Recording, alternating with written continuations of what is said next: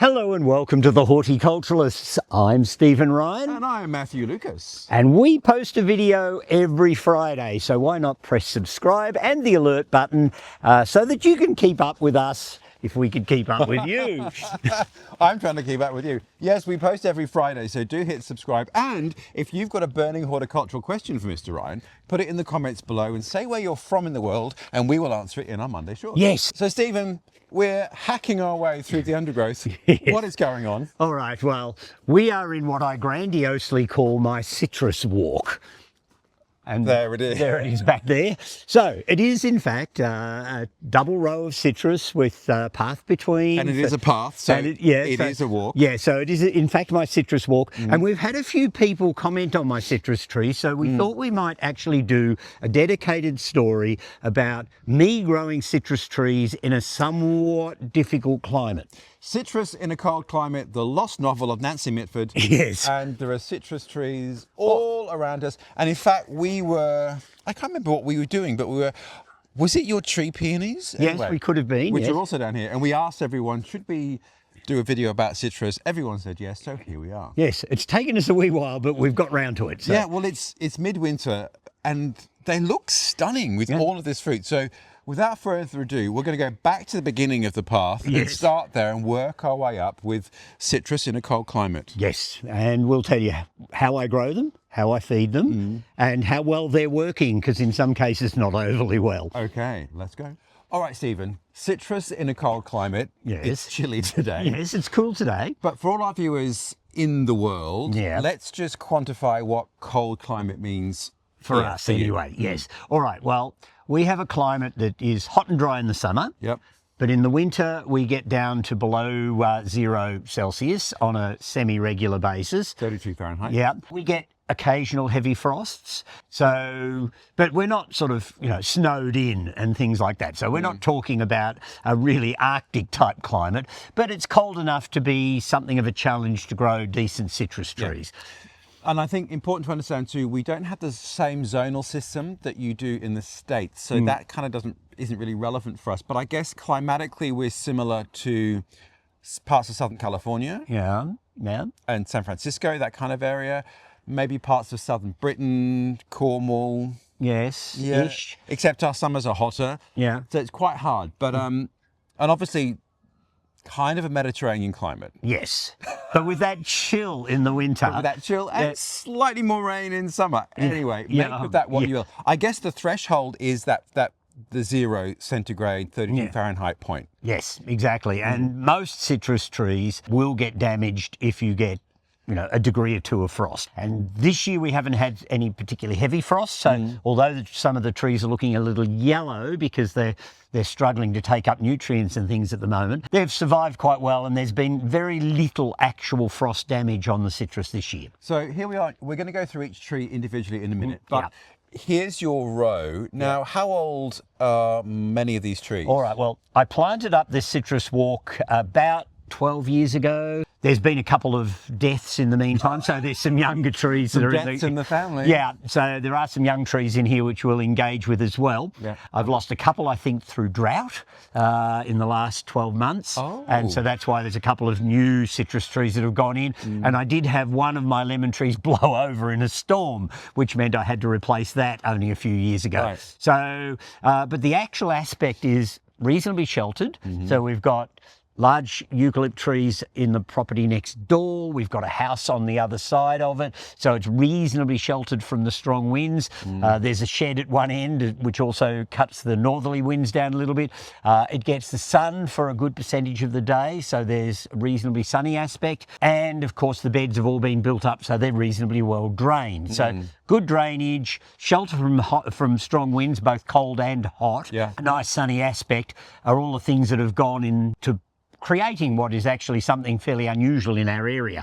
You'll see the occasional well-sheltered lemon tree in a garden around here. I know of 1 or 2 grapefruit trees in the area here, but really I don't know anybody who's growing the wide range of citruses that I've attempted. Well, Stephen, no one around here grows many of the things that you do, so that's a given. But I guess the point is then that a lot of these plants, how long did you say, 18 years ago? No, 12-ish to maybe 15, somewhere in that sort of thing. They were all planted well before our millennial drought, if that makes any sense. So, obviously the drought issue, but they've had, subsequent winters. So you have had some, in that sort of 15-year period, some quite cold, sub-zero, sub-32 Fahrenheit winters. And they're all here, they're all thriving, they're all fruiting, well, some of them. Yes, well, there is an issue as well, because it was trial and error. I mean, I didn't have anybody else to work this through with. So this is the question, which is what everyone wants to know. How do you know which ones to plant and which ones will thrive? Right. Is it about varieties or a type?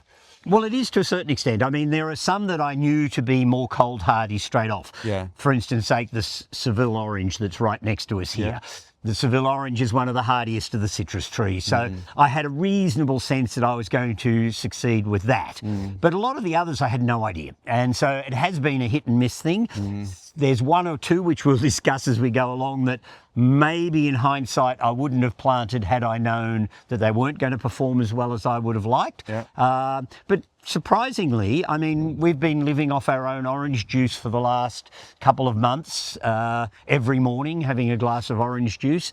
That's only just started to happen after 10 years or so.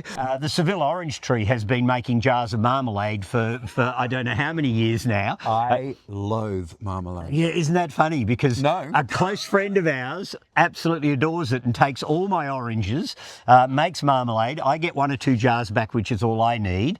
They get enough to last them for 12 months. They also have enough that then goes on to our local Horti-Cultural Society to sell. So we make money out of it. All right, well, I think then, without further ado, we're going to move the camera and then just focus on the Seville Orange, which is right behind us. All right.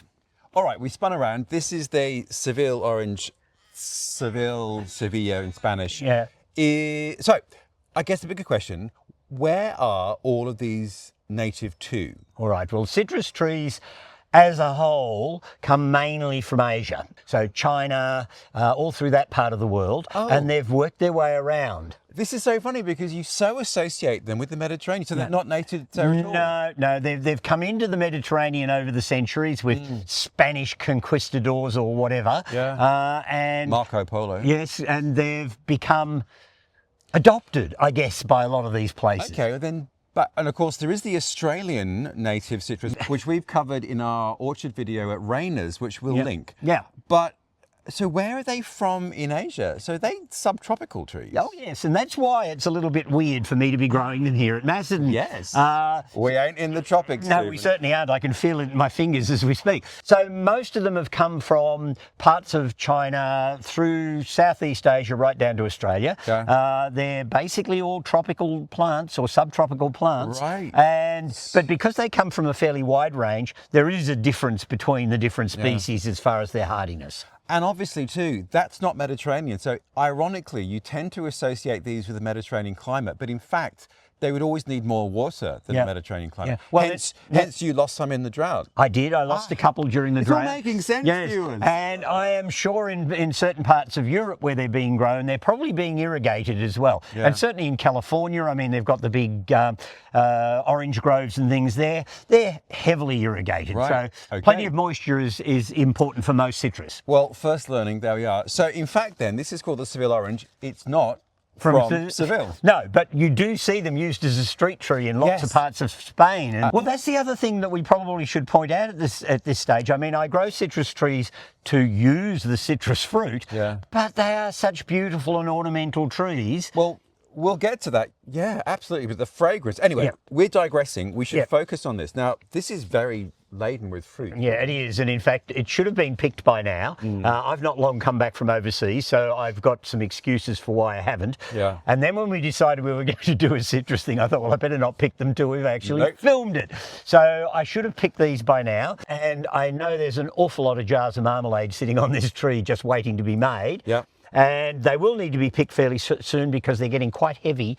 And if I get a storm, I could get some damage by breaking a branch or so. Okay. Now, so the Seville Orange, it is grown because it's bitter, so it's not it's not as sweet like a navel orange or something like that. So you grow it for marmalade or for cooking, preserves. For cooking purposes. Okay. So it's a cooking orange, basically. Right, all right. But very handsome tree. It's a lovely tree. The perfume is gorgeous. As we walk along here, all of my citrus trees are looking a little wan because they're not really enjoying the winter.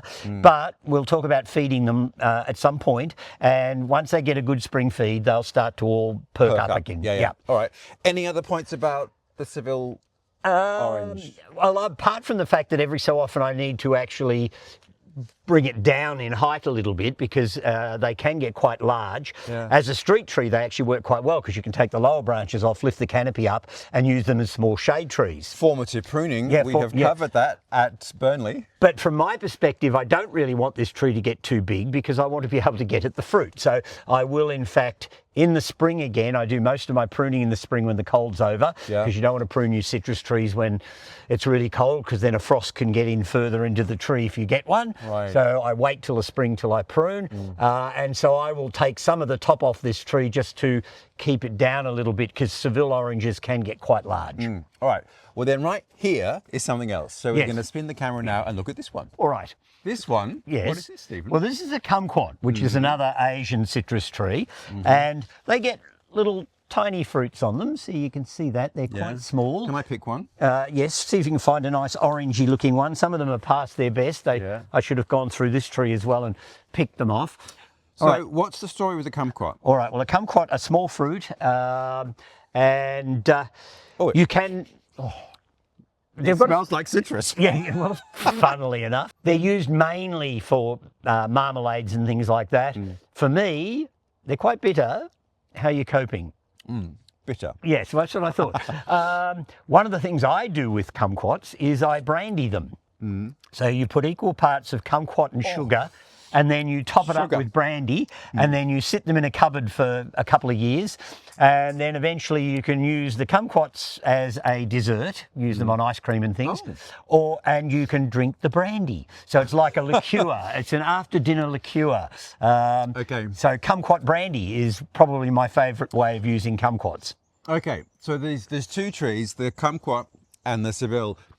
At this point, quite limited applications as a food. Yes, but lovely scented flowers and very attractive fruit. Now, this one seems to be much more of an upright, contained tree with a smaller leaf. So yes, it is. And in fact, kumquats will make very handsome tub specimens. So a lot of people do grow them in tubs, and there's a number of different varieties of them. This one's just a classical kumquat, but there's variegated leafed ones, there's myrtle leafed ones, there's semi-dwarfy ones. And so they can make actually very useful tub specimens. But you're right, there's a limited use for the fruit, and only any good for those who actually enjoy marmalade or brandied kumquats, I guess. Not me. Yeah. Now, an observation. So we've just picked ripe fruit. Yeah. What I can see is juvenile green fruit. So what's the flowering, fruiting, picking cycle? All right, well, this particular one is mainly spring flowering. And so the new ones that are coming on it were flowers from last spring. These ones are actually getting quite old, and I should have picked them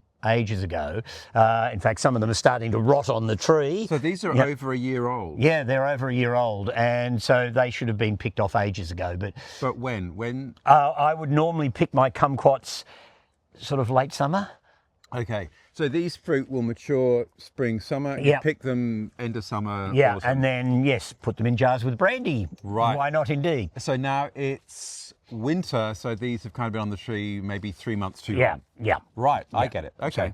So there you go. So that's a kumquat, and again, they're comparatively cold hardy. They do come from slightly further north in the northern hemisphere, and so they seem to cope with our frost quite well. I rarely get any frost damage on my kumquat. And the Seville? The Seville, again, very, very rarely get any frost damage on that one. Okay, so there's two confirmed cold climate citrus for you. Depending on your cold climate. Hashtag what's cold. All yes, exactly. So let's move along. Let's move along and see what else is up the path. All right, Stephen. there's lots to go yet. All right, Stephen, what's that humble little specimen? All right, this is a replacement lime tree. I had a beautiful large lime tree growing here, which unfortunately died in the drought. And so this is a replacement that's only been in less than 12 months. It's actually wanting to flower at the moment. I can see flowers all over it. I'll probably strip those off later in the spring so that they don't take too much energy from the tree. It's too early for it to start fruiting. And it does raise an interesting issue. I've got around it a big drift of Mahonia, and the Mahonia was planted a little after the original lime tree went in here. So now I've got a young lime tree. And is it a good idea or a bad idea to grow other plants around citrus? Well, I don't know, Stephen, tell us. Well, I'd say it's probably not a good idea, but being the gardener that I am, I couldn't possibly have this bare area with a lime tree sitting in the middle of it. So I'm going to have to feed the lime a little bit harder than normal, and I'll have to make sure that I keep the Mahonia back from it a little bit so that it has its own space until it gets well established. So I miss my lime tree. The original one I had here used to fruit prolifically. And so it'll be another year or two away before I have any limes for my gin and tonics, but it will happen in due course. So it was the drought, not the cold. Yeah, it was definitely the drought that killed the lime tree. And I have to say the original lime that was here was a Tahitian lime. This one's a hybrid one that I haven't grown before, so it'll be interesting to see how well it does. But the Tahitian lime, you think, oh, Tahitian lime, that won't grow. But it had fruit on it virtually year round. There was always a gin and tonic to be had off my lime tree. So I miss it dreadfully, and I hope this one kicks off and does its thing really well. So a question then for everyone, this entire citrus walk, do you irrigate it at all then?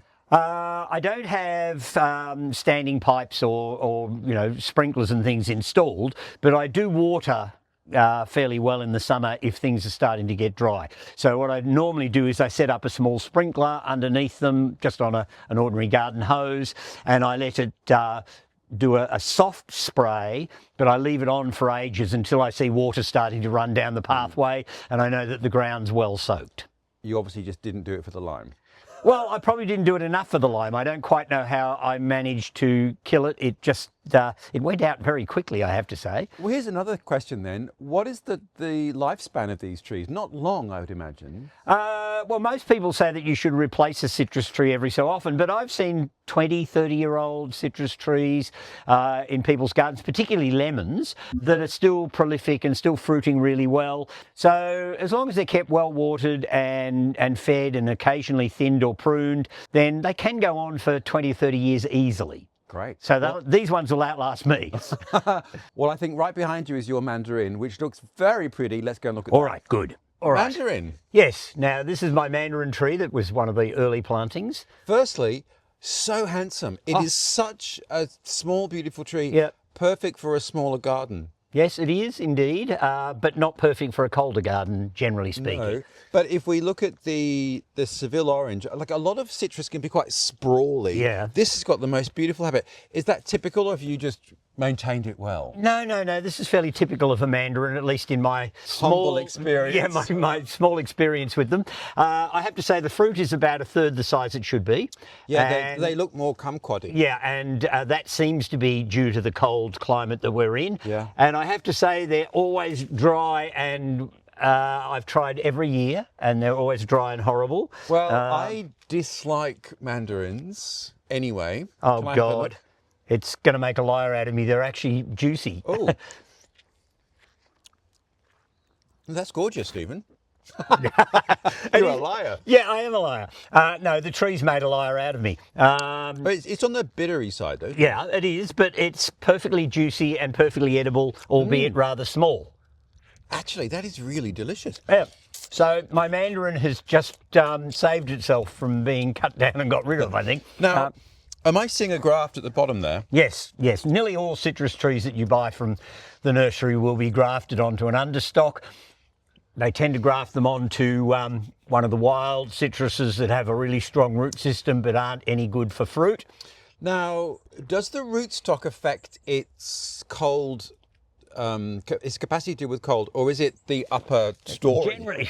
Generally the upper part of the tree is what will be affected. That's what's exposed to the weather. Yeah. Having said that, though, there are one or two small growing citruses that they're now grafting onto, which will create dwarf versions, so you can get dwarfing understocks now. There's one called Flying Dragon that they use as an understock to make citrus trees littler so that they can use them in tubs and things. Oh, interesting. So if you were to graft like a full-size tree onto a dwarf rootstock, it dwarfs the tree? Yes. Yeah. Oh. So there you go. Something else you've just learnt this very moment. My tiny mind, Stephen, exploding. Yeah. Well, I like this as an ornamental tree. Oh, yes. I think it's a really pretty tree. And it's got such a lovely spread of fruit. It's kind of like a Christmas and tree. I'm now going to start eating the mandarins, Yeah. funnily enough. So what do I say about this? I mean, I don't think it's a good tree for the colder climates. No. The fruit doesn't get to a full size. And after 10 years or more in the ground, this is the first time it's produced juicy fruit. They've actually been really dry and miserable inside up to this point. And will it go back to being dry and miserable next year? Possibly. It may just be a once in a lifetime experience. All right, so in the scale of suitability, we're at the bottom end of suitability. I would say with a mandarin, yes.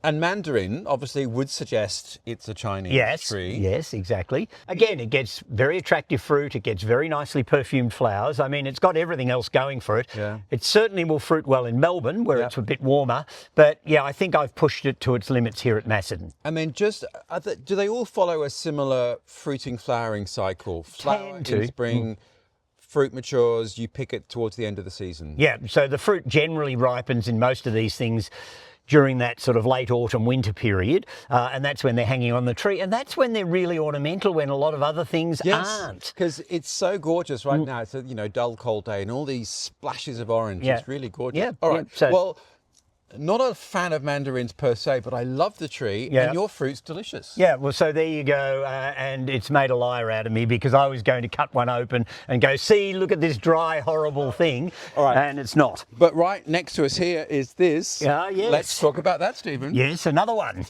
Oh, actually, there's a great shot of your shed. And Yes. we have made a story about the succulent roof. Yes, we did indeed. One of our very early stories, so forgive the low resolution. Anyway. Yeah, and probably the bad acting as well. No, flawless.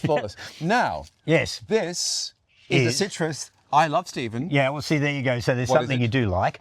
It's a grapefruit. And the grapefruit does seem to be comparatively cold hardy. It does produce full-size fruit. I've had grapefruits this big on this tree, so I've had some serious grapefruit. It's got some quite nice ones at the moment. Some are ripening up, so you might go home with some, Matthew. Right, because I love grapefruit. What we haven't mentioned at any point is the botanic names of any of these. Yeah, well, some of them, they're a little bit sort of hard to pin down. I mean, a lot of them are grown as cultivars, so they've got a cultivar name. But citrus trees have been around a long time, and a lot of them being crossed with other things. So you really just focus on it's an orange, it's a grapefruit, it's a mandarin. And I mean, they do all have names, but I mean, really, at the end of the day, a lot of them are hybrids of dubious parentage. So nobody's quite sure what some of them are crossed with. And so we don't really know a lot about the history of some of these trees. It's, just the way it is. So we might manage one or two botanicals, but at the end of the day, they're all citrus of one form or another. Many of them get their names changed around a bit as well, so there's been a lot of dispute about names. But the grapefruit's a well-known breakfast food. Oh, just as a juice, I love grapefruit juice. But now, here's the other thing.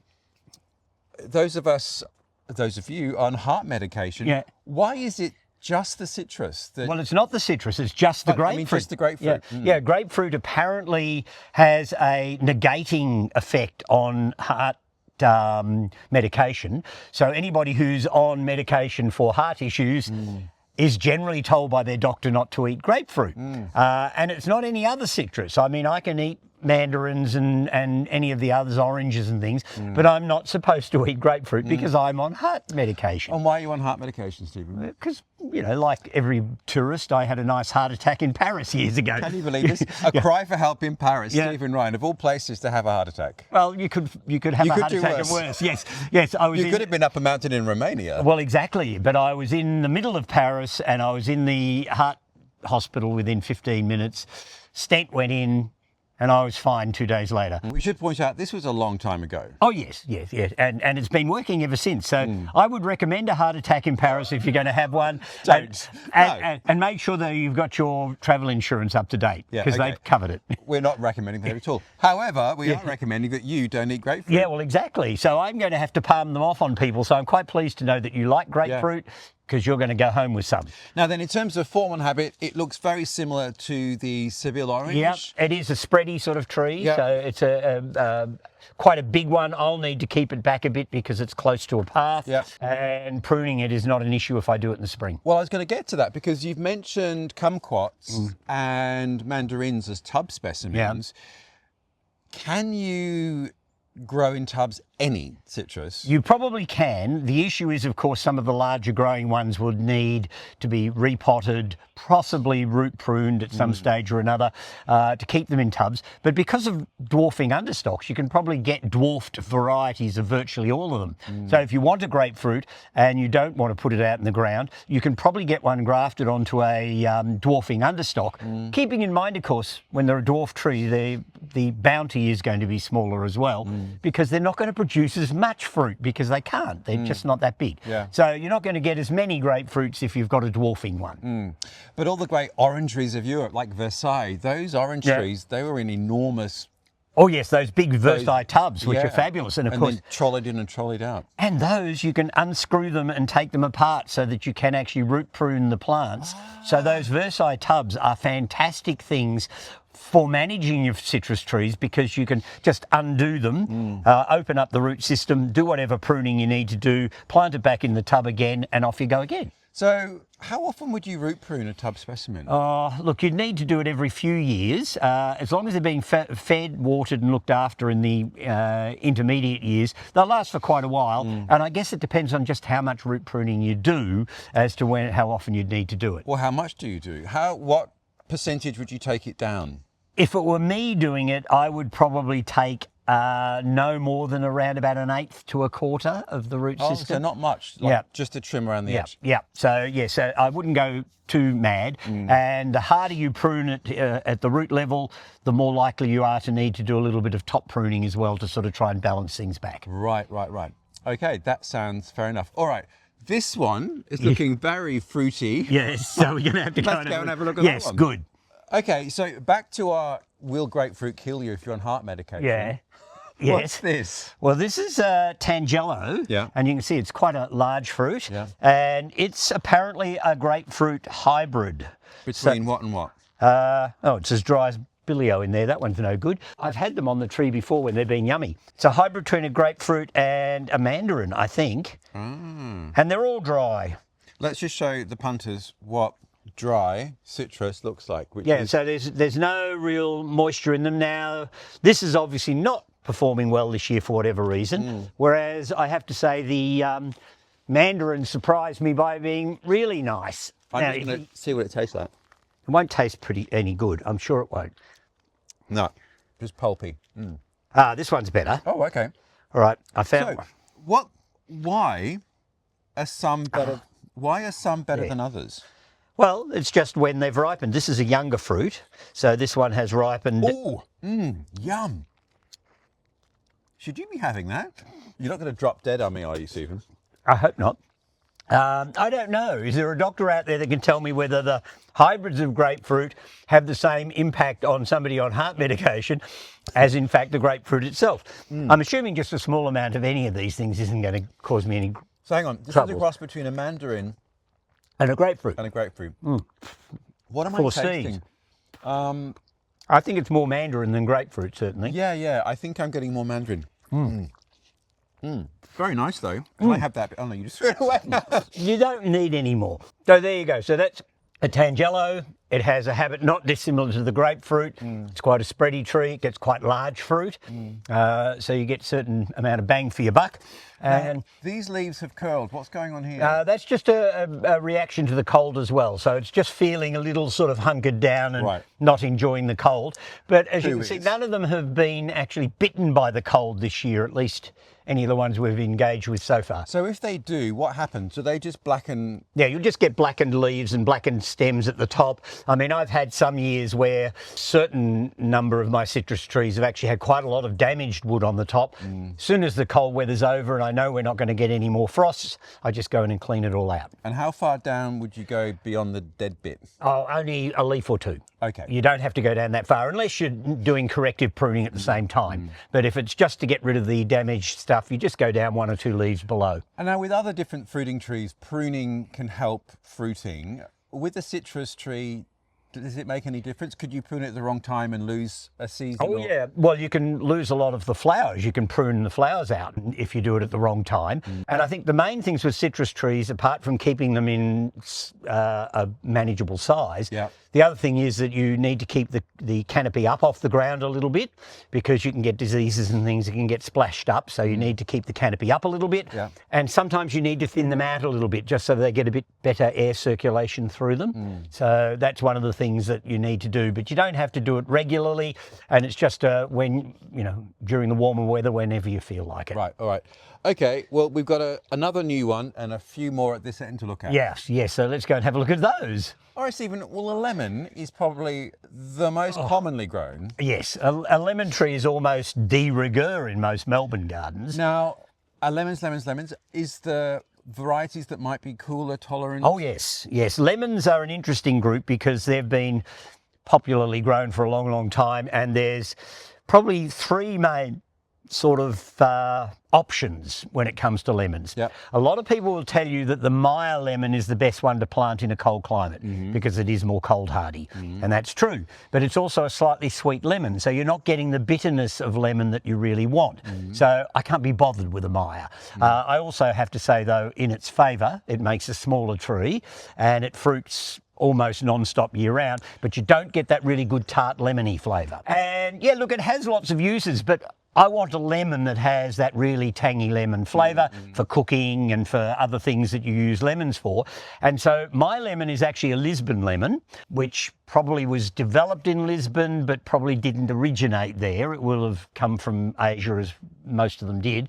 And it's a good all-round lemon. And this tree is young, so therefore it's a replacement, I might add too. But the lemon that was here, funnily enough, was a seedling lemon that I was given. A friend gave me a little lemon tree that she'd raised from a seed because she opened up a lemon and there was some germinating seeds inside. So she planted it. Now, lemon trees, well, citrus trees in general, are often what they call apomictic. And apomictic means that the seed has developed without having been fertilised first. So it's clonal. And so it's true, it's always true? Yeah, so it can come true to form.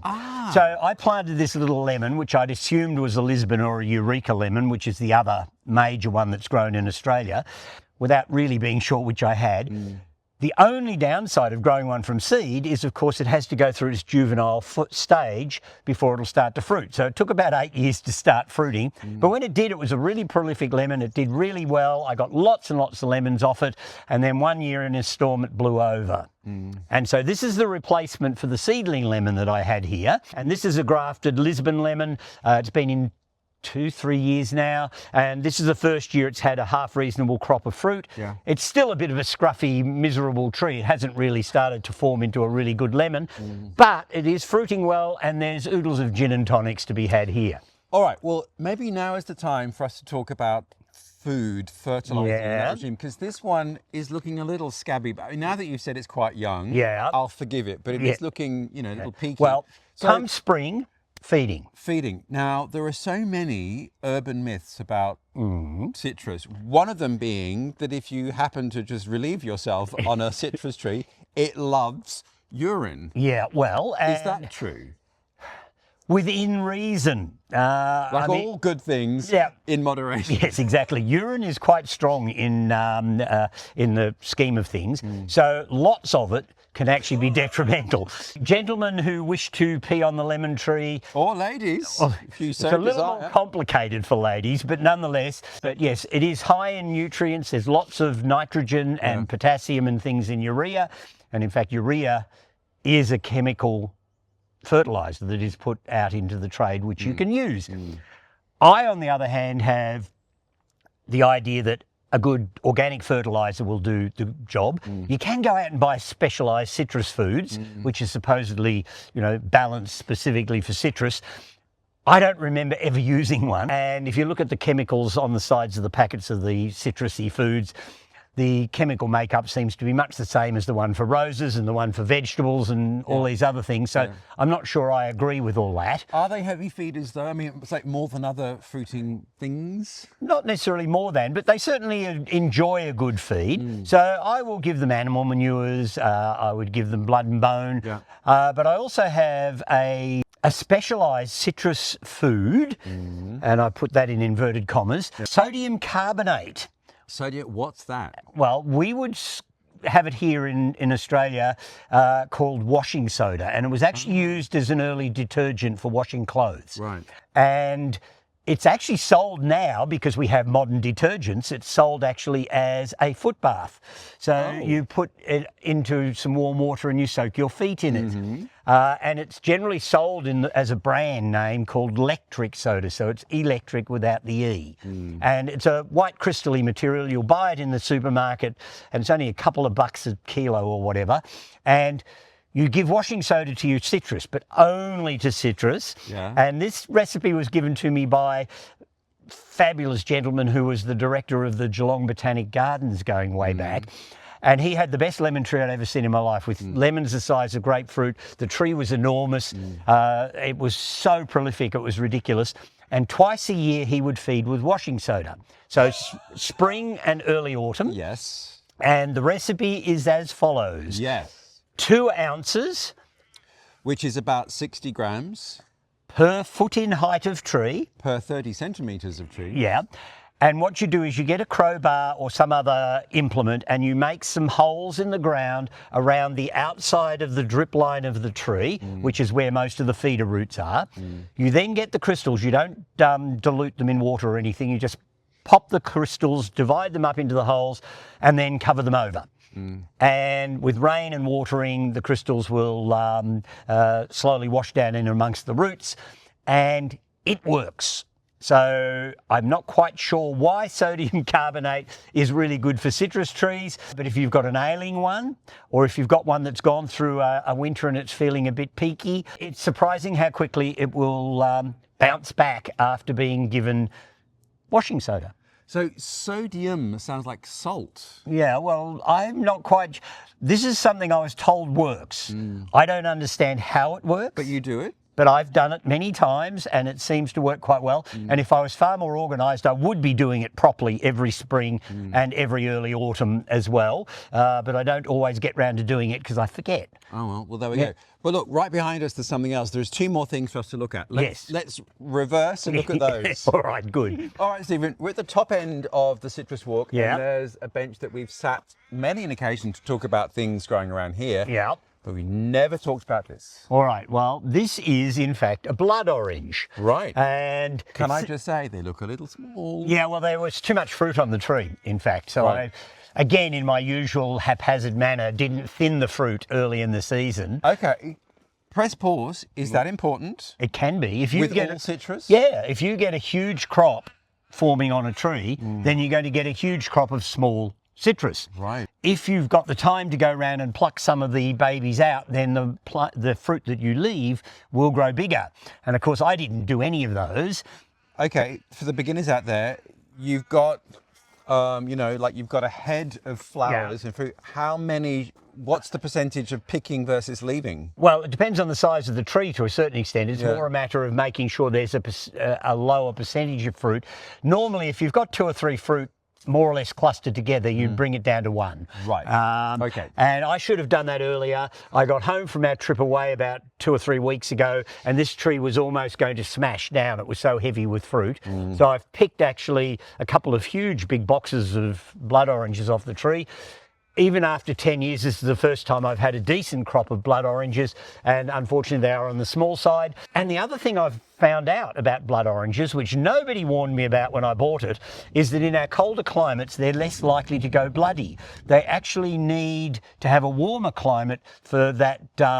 So it's the sun or is it the heat? Well, it seems to be, I think it's the sun, I'm not sure, but certainly any of the fruit on the tree that actually shows some of that bloody colour in it tends to be on this side of the tree, which is sort of facing north, where we get the sun coming right round. So let's actually have a bit of an experiment here, and we will Live on camera. Live on camera. All right. No. So it's got just a tiny little bit of colour in it. See how it's just got that little bit of red in it? That's blood orangey enough. Yeah, I know it's not. It still will taste quite orangey, although having said that, slightly tart. But Slightly tart. Yeah, makes quite good orange juice. Yes, there's only just the tiniest little bit in the ones I've picked showing any of that red. So it's only a little tiny bit like just there. Normally the whole flesh is quite red, isn't it? Yes, yes, and that's the whole point of it. Yeah. So in some ways I might have been better off just with a normal navel orange because I'm not getting the lovely red colour. You don't have a regular orange? I lost it. It also fell over in a storm. Oh, so right. I lost my, I had a navel orange which was called a Toc navel orange, which was supposed to be summer ripening, so therefore probably better for our cooler climates, but it collapsed. So I haven't got a proper, well, this is a proper orange, but it's one of the more fancy types, which isn't doing its job. Now again, in that spectrum of cool, cold tolerance, this is the lower end of the spectrum, largely just because of the heat, the sun, and the fruit colour. Yeah, it's only the fruit colour. The tree itself is surviving quite well. It doesn't seem to mind our cooler climate, but I'm just not going to get those lovely bright red fruit inside. And the other orange that you had,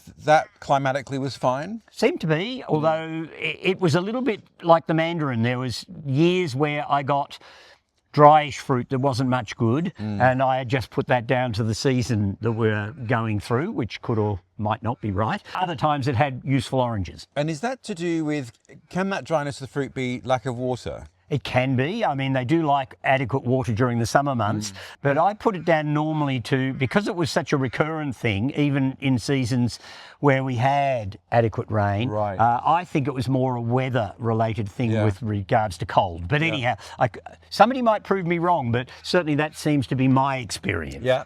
All right, well, we've got one last citrus to look at, so let's wander over here and finish this video. Yes. Yeah, we have engaged with this before because it's got the viciousest spikes. My goodness. Yes, the Matra lime, Citrus hystrix. So I do know the botanical name of this one. Now, this is the lime that's used for its leaves in culinary, so, you know, Thai curries and that kind of thing. Yeah, and one of the interesting things about it is each leaf is divided into two sections. So it has a little bit in the middle there. That's one leaf. Yeah. So that's one of the easy ways, apart from bouncing into the tree and bouncing back again from the thorns, that you can tell that this is a Matra lime, and it grows enormous. And I will use 2 or 3 of those leaves in cooking once in a blue moon if I'm doing a Thai curry or something like that, or maybe cooking a fish. If I'm doing a whole trout or something, I'll use some leaves. I wish my neighbour had planted one and I could just go and get a few leaves from them. Well, here's the thing. Could you, like, we're just going to, this is your blood orange tree right here. So other citrus leaves won't do the same thing? Apparently not. So proper cooks will tell you. So it's not a tree I would normally recommend for a small garden. One, because it's not as useful as some of the other citrus trees. And secondly, it can grow enormous. But, Stephen, they're a massive fruit. Yes. Can I pick one? Yeah, of course you can. Came off in my hand, Your Honour. Yeah. Now, where's your knife? All right, here we go. Let's see it's a lime. Yeah. Are they limey? No, not particularly. In fact, I don't think the fruit is used for anything particular. But could you get lime juice from it, I wonder? Well, I don't think they're particularly juicy. I think juice coming out of that, Stephen. Yeah, but when I say not particularly juicy, here, grab that bit and pull. Right. There we go. It has got some juice in there. And, you know, the segments are not dissimilar to the Australian finger lime.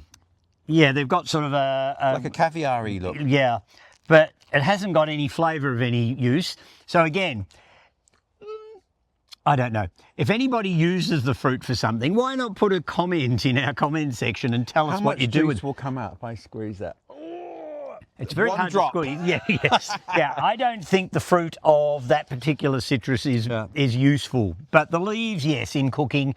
But yeah, who's going to use all those leaves? I mean, really. Well, you know, maybe a chef. But anyway. Yeah. So let's just recap then. This whole video is about citrus in a cold climate, as Nancy Mitford would have said. So on the scale of things, we've got Seville oranges. Big tick. Kumquat. Big tick. Lemons generally, big tick. Quite good, the lemons. Then, what was that one? Oh, the Tangelo. Tangelo seems to be working. Grapefruits. But then more marginal is the mandarin. Yes, which has proven itself to be somewhat proficient this year, but anyhow. The blood orange, which might be a sunlight warmth issue, not necessarily a cold issue. Yeah, yes, it may well be that, because it certainly comes through the cold reasonably well. Yeah, and then obviously the lime has no issue at all if you need this many limes for your Thai curries. Yes, exactly. So I guess the moral of the story is, wherever you are, the varieties that are being sold are probably going to be most suitable to your climate. They should. And look, if you're in an area where you've got a good nursery, where they've got qualified staff, they should easily be able to tell you yes or no, depending on what your climate is, which citrus trees are going to do well for you, if any. Yeah, and like you, ultimately just have a go. Yeah, look, I mean, most of them don't cost you as much as it would for a good dinner out somewhere. So it is certainly worth a play. And look, I've had my failures, I've had my successes, I've had some surprising successes, I have to say. Tahitian lime, who'd have thought? Yeah, well, exactly. I'm getting value out of them, and I'm also getting ornamental use out of them as well. So I think citrus trees are fabulous things, albeit there's not many that I would class as rare.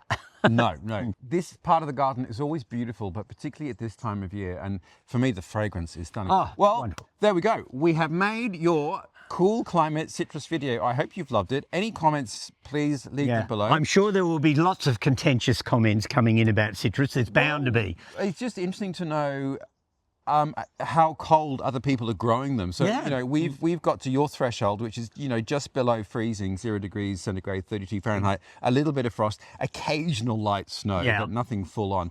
So it will be interesting to know anyone in slightly colder climates what they're growing successfully. Yes, we'd love to hear from you. We'll probably have a look at these again at some other point, I'm sure. We will. But if you want to know what we're doing next week, you'll have to hit subscribe. And don't forget to press the alert button so it reminds you every week when our next video is coming up, and our comment section. So if you've got a question for me, pop it in the comment section. We'll get round to answering it on our Monday Shorts. We will indeed. But until then, Stephen, we look forward to seeing you next week. Right, bye all.